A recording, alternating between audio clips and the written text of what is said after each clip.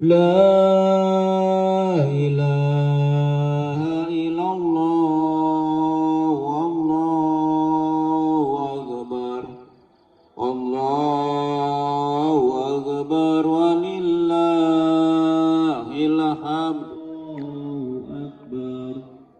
الله أكبر ولله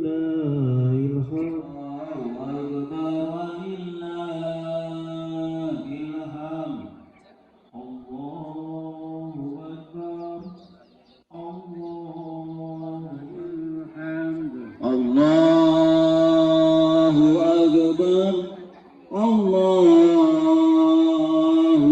أكبر الله أكبر لا إله إلا الله والله أكبر Pada pagi hari ini kita bisa berkumpul dalam rangka melaksanakan sholat Idul Adha secara berjamaah. Selanjutnya, hanya bedanya di dalam rakaat pertama itu ada takbir 7 kali dan rakaat Allahu Akbar kabira alhamdulillahi katsira wasubhanallah. Menggambarkan kejujuran Nabi Ibrahim dalam melaksanakan ibadah kurban melalui dua indikator. Indikator yang pertama al-istijabah al-fawriyah, yaitu kesigapan dalam melaksanakan perintah Allah atau totalitas kepatuhan kepada Allah Subhanahu wa taala meski harus menyembelih putra kesayangannya. Nabi Ibrahim yang mendapat julukan Khalilullah atau kekasih Allah mendapatkan ujian berat pada saat rasa bahagianya meluap-luap dengan kehadiran sang buah hati dalam rumah tangganya. Melalui perintah menyembelih Ismail, Allah seolah hendak mengingatkan kepada Nabi Ibrahim bahwa anak hanyalah titipan. Anak, betapapun mahal dan berharganya kita menilai, tidak boleh melengahkan kita bahwa hanya Allah lah tujuan akhir dari rasa cinta dan ketaatan kita. Begitu mendapatkan perintah Allah melalui mimpi untuk menyembelih putranya, tanpa basa-basi Nabi Ibrahim langsung menemui Ismail dan langsung menawarkan perintah tersebut. Allah Subhanahu wa taala berfirman, maka tatkala anak itu sampai pada usia sanggup untuk berusaha bersama Ibrahim, Ibrahim berkata, wahai anakku, sesungguhnya aku melihatmu dalam mimpi bahwa aku menyembelihmu. Maka pikirkan apa pendapatmu. Dan ternyata al-istijabah al-fawriyah atau kesigapan dalam melaksanakan perintah Allah juga nampak pada diri Ismail ketika ia menjawab, wahai ayah, laksanakan segera apa yang diperintahkan. Insya Allah engkau akan mendapatiku termasuk orang-orang yang sabar. Indikator yang kedua adalah sidqul istislam, yaitu kejujuran dalam melaksanakan perintah. Dalam lanjutan ayat di atas Allah berfirman, tatkala keduanya telah berserah diri dan Ibrahim membaringkan anaknya atas pelipisnya, nyatalah kesabaran keduanya. Inilah perwujudan dari puncak keimanan seorang hamba kepada penciptanya. Keimanan yang utuh tanpa ternoda sedikit pun akan melahirkan sikap husnudzon. Ibrahim dan Ismail beriman sepenuhnya kepada Allah Subhanahu wa taala tanpa ada keraguan sedikit pun. Keimanan yang utuh ini bisa terjadi karena mereka berdua sepenuhnya yakin bahwa Allah pasti akan memberikan yang terbaik bagi hambanya yang beriman kepadanya. Allah mustahil berlaku zalim kepada hamba-hambanya. Allah mustahil berdusta atas janji-janjinya. Allah mustahil berlaku tidak adil. Allah pasti maha adil. Allah pasti maha benar atas segala firman-Nya. Allah pasti maha membalas atas segala perbuatan hambanya. Allah pasti maha pengasih dan maha penyayang kepada setiap hamba yang patuh kepadanya. Atas dasar keyakinan semacam ini, Ismail bukan apa-apa bagi Ibrahim. Ismail bukan segalanya bagi Ibrahim. Ismail justru menjadi ujian bagi keimanan Ibrahim. Apakah rasa cintanya kepada Ismail melebihi rasa cintanya kepada Allah Subhanahu wa taala? Sementara dalam diri Ismail juga sudah tertanam keimanan dan keyakinan yang kuat bahwa apapun yang diperintahkan oleh Allah pasti adalah yang terbaik baginya. Ismail sepenuhnya sadar bahwa Allah lah yang memiliki atas segala sesuatu yang ada di muka bumi ini.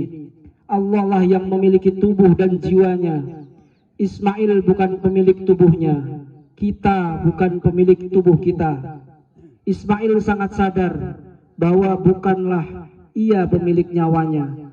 Semua milik Allah Subhanahu wa ta'ala, dan Allah maha berhak atas segala miliknya. Tidak ada satupun dan siapapun yang mampu menghalangi dan mencegahnya. Allahumma la mani'a lima a'taita wa la mu'tiya lima mana'ta.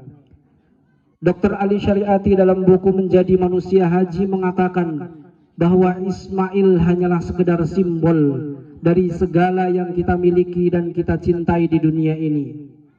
Jika Ismailnya Nabi Ibrahim adalah putranya sendiri, lantas siapa Ismail kita? Bisa jadi ia adalah diri kita sendiri, keluarga kita, anak dan istri kita, harta kita, pangkat dan jabatan kita. Yang jelas, semua yang kita miliki bisa menjadi Ismail kita yang dengannya kita akan diuji. Kecintaan kita kepada Ismail itulah yang kerap membuat iman kita goyah atau lemah untuk mendengar dan melaksanakan perintah Allah.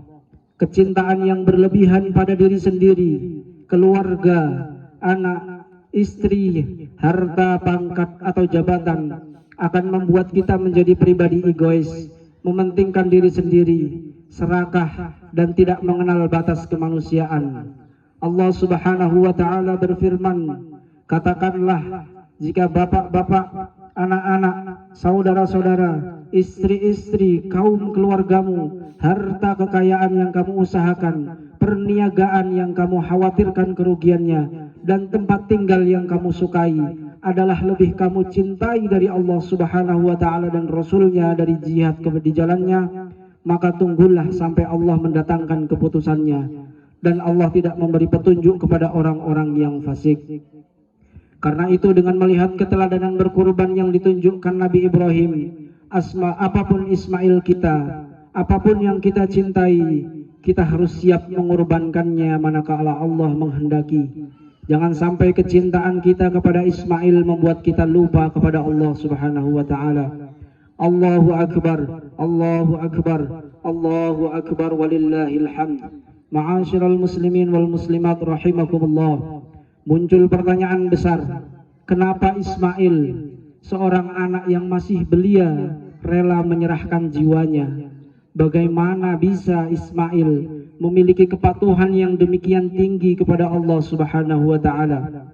Jawabannya adalah karena peran serta dari orang tuanya, Nabiullah Ibrahim dan Siti Hajar, dalam proses membimbing dan mendidik Ismail.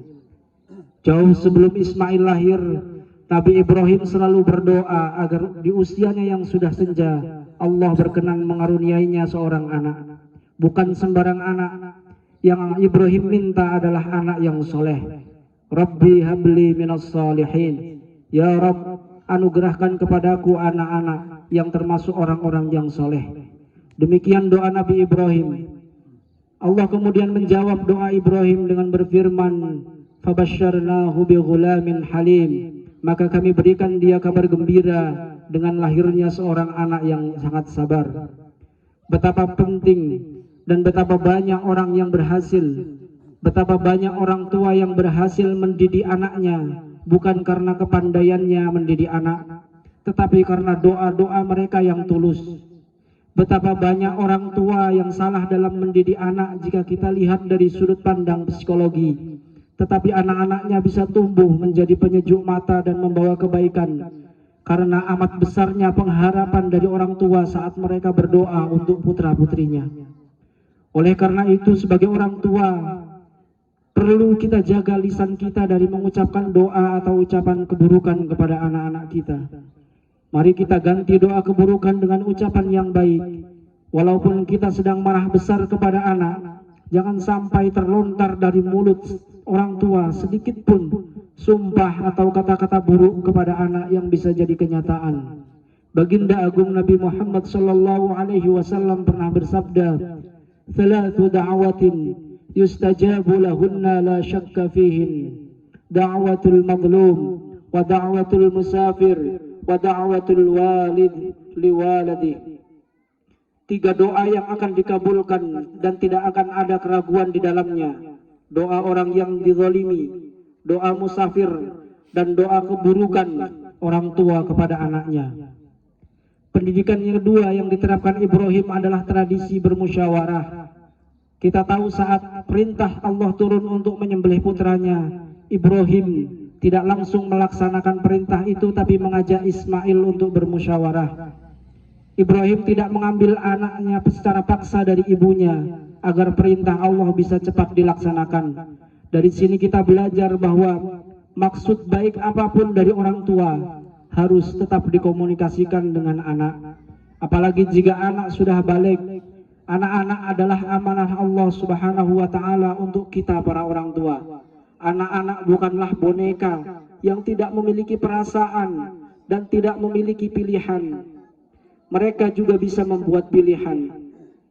Anak-anak bukanlah sosok yang bisa kita perlakukan sekehendak hati kita. Anak-anak adalah makhluk Allah yang juga harus kita hargai perasaannya dan kita hormati pilihannya.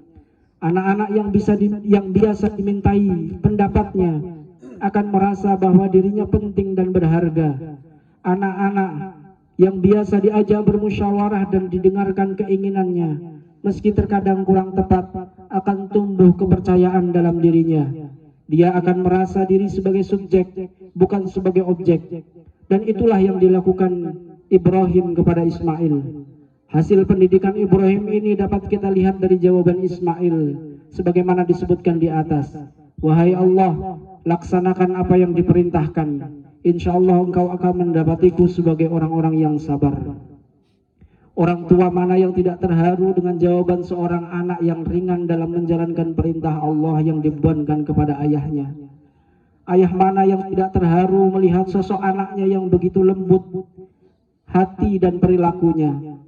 Disinilah pentingnya pendidikan keagamaan bagi seorang anak sejak mereka kecil. Allahu Akbar, Allahu Akbar, Allahu Akbar, walillahil hamd. Ma'asyiral muslimin, jamaah wal muslimat rahimakumullah. Hari ini Idul Adha kembali hadir untuk mengingatkan kepada kita akan ketinggian nilai ibadah haji dan ibadah kurban yang syarat dengan pelajaran ketakwaan, kesetiakawanan, ukhuwah, pengorbanan, mendahulukan kepentingan dan kemaslahatan orang lain. Dari bumi Indonesia yang kita cintai ini, semoga akan lahir keluarga-keluarga Ibrahim berikutnya yang layak dijadikan sebagai suri tauladan dalam setiap kebaikan untuk seluruh umat manusia. Keluarga yang senantiasa berhusnudzon kepada Allah, keluarga yang memiliki keimanan dan keyakinan yang utuh kepada Allah tanpa ternoda sedikit pun bahwa Allah pasti maha baik, Allah pasti maha penyayang, Allah itu pasti maha pengasih, Allah itu pasti menepati janjinya, Allah itu pasti maha adil, sehingga tidak ada alasan sedikit pun bagi kita untuk tidak menjalankan semua ketentuan syariat yang telah Allah berikan kepada hambanya melalui perantaraan Nabi Muhammad sallallahu alaihi wasallam. Syariat Allah pasti dibuat untuk kebaikan dan kemaslahatan kita, bukan untuk mencelakakan dan menjerumuskan kita. Kemuliaan dan keagungan Allah sama sekali tidak akan berkurang sedikit pun meski seluruh umat manusia ingkar kepadanya. Allah tidak membutuhkan sedikit pun ibadah seluruh umat manusia. Allah maha mulia tanpa ibadah seluruh hambanya. Allah maha agung, Allah maha besar, Allah maha memiliki segalanya. Allah Tuhan kita adalah maha segalanya. Allahu Akbar, Allahu Akbar, Allahu Akbar, walillahil hamd. Inna ahsanal kalam wa abyanan nizam kalamullahil malikil allam. Wallahu yaqulu wa biqaulihi yahtadil muhtadun. Man amila salihan falinafsihi wa man asaa fa'alaiha wa ma rabbuka bidhallamin lil 'abid. بارك الله لي ولكم في القرآن العظيم ونفعني وإياكم بما فيه من الآيات والذكر الحكيم. أقول قولي هذا وأستغفر الله لي ولكم ولسائر المسلمين والمسلمات والمؤمنين والمؤمنات فاستغفروه إنه هو الغفور الرحيم. Duduk di antara dua khutbah adalah waktu yang sangat mustajabah untuk berdoa. Mari kita bersama-sama memohon kepada Allah Subhanahu wa taala.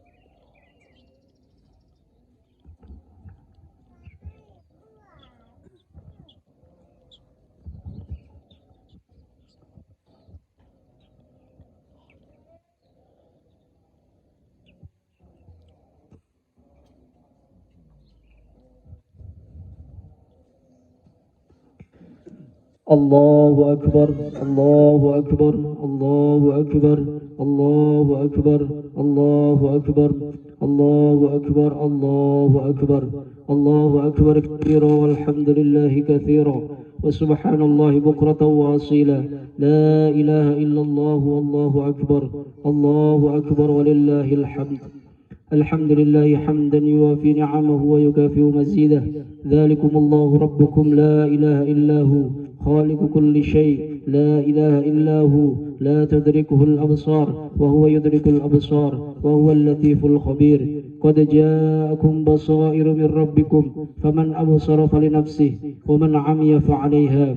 نشهد أن لا إله إلا الله وحده لا شريك له إرغاما لمن جهد به وكفر، ونشهد أن محمدا عبده ورسوله وحبيبه وخليله سيد الإنس والبشر. اللهم صل وسلم وبارك على سيدنا محمد وعلى آله وأصحابه وسلم تسليما كثيرا.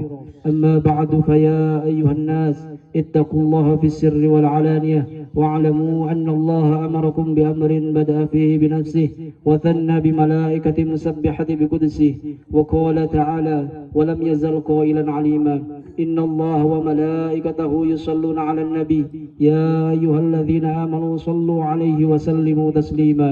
اللهم صل وسلم على سيدنا محمد وعلى آله وأصحابه أجمعين وتابع التابعين وتابعهم بإحسان إلى يوم الدين وارض عنا معهم برحمتك يا أرحم الراحمين. اللهم اغفر للمسلمين والمسلمات والمؤمنين والمؤمنات الأحياء منهم والأموات إنك سميع قريب مجيب الدعوات يا قاضي الحاجات. اللهم اجعل جمعنا هذا جمعا مرحوما وتفرقنا من بعده تفرقا معصوما ولا تجعل فينا ولا منا ولا معنا ولا يتبعنا سقيا ولا مطرودا ولا محروما. اللهم أصلح لنا ديننا الذي هو عصمة أمرنا وأصلح لنا دنيانا التي فيها معاشنا وأصلح لنا آخرتنا التي فيها معادنا واجعل الحياة زيادة لنا في كل خير واجعل الموت راحة لنا من كل شر. اللهم طهر قلوبنا من النفاق وعملنا من الرياء وعينا من الخيانة ولساننا من الكذب فإنك تعلم خائنة الأعين وما تخفي الصدور. اللهم ادفع عنا الغلاء والبلاء والوباء والفحشاء والمنكر والسيوف والمختلفة والشدائد والمحن ما ظهر منها وما بطن من بلدنا هذا خاصة ومن بلدان المسلمين عامة إنك على كل شيء قدير. اللهم أرنا الحق حقا وارزقنا اتباعه وأرنا الباطل باطلا وارزقنا اجتنابه. ربنا ظلمنا أنفسنا وإن لم تغفر لنا وترحمنا لنكونن من الخاسرين. ربنا آتنا في الدنيا حسنة وفي الآخرة حسنة وقنا عذاب النار والحمد لله رب العالمين. عباد الله إن الله يأمرنا بالعدل والإحسان وإيتاء ذي القربى وينهى عن الفحشاء والمنكر والبغي يعظكم لعلكم تذكرون فاذكروا الله العظيم يذكركم واشكروه على نعمه يزدكم واسألوه من فضله يعطيكم ولذكر الله أكبر والله يعلم ما تصنعون والسلام عليكم ورحمة الله وبركاته. 5 kali. Dan di sela-sela takbir dan doa sudah kita laksanakan. Semoga Allah mengabulkan doa-doa kita. Dan kemudian selanjutnya adalah pengumuman. Pada tahun ini alhamdulillah jamaah telah mempercayakan kepada takmir Masjid Al-Ikhlas yaitu 4 ekor sapi dan 11 domba dan kambing yang insya Allah akan kita sembelih sesudah sholat. Dan kepada sohibul korban diharapkan untuk datang menyaksikan ya, karena itu sunnah. Kemudian berikutnya yaitu infak pada pagi hari ini yaitu sebesar Rp1.972.000. Terima kasih atas infak yang telah diberikan. Semoga Allah membalasnya dengan balasan yang lebih baik di akhirat kelak. Bapak Ibu semuanya, demikian rangkaian sholat Idul Adha yang sudah kita laksanakan. Kurang lebihnya kami mohon maaf. Bila taufik wal hidayah wa ridha wal inayah. Wassalamualaikum warahmatullahi wabarakatuh.